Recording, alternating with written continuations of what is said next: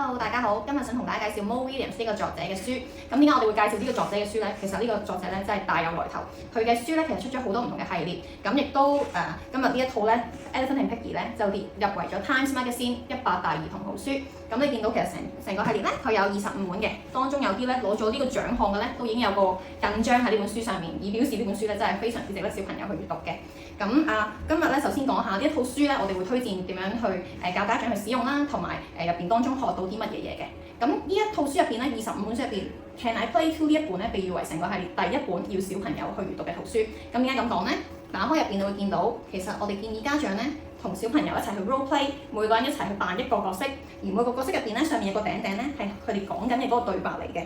咁你見到啦，佢啲文字都非常之簡單簡潔。咁家長可以每個人扮一個角色，小朋友扮一個角色。譬如呢本書佢就講緊，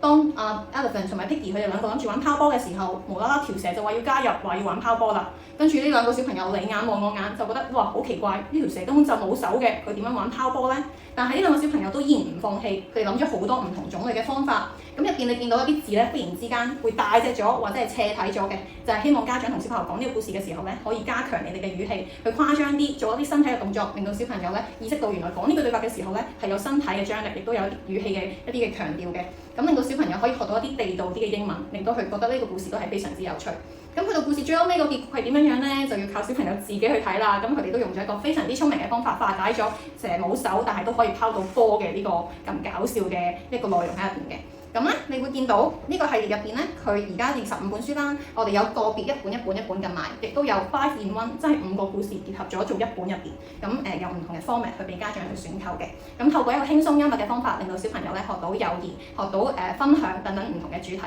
令到一啲本身唔中意睇書嘅小朋友咧，都可以透過睇呢套書咧，都可以學到一啲唔同嘅道理，令到佢愛上閱讀嘅。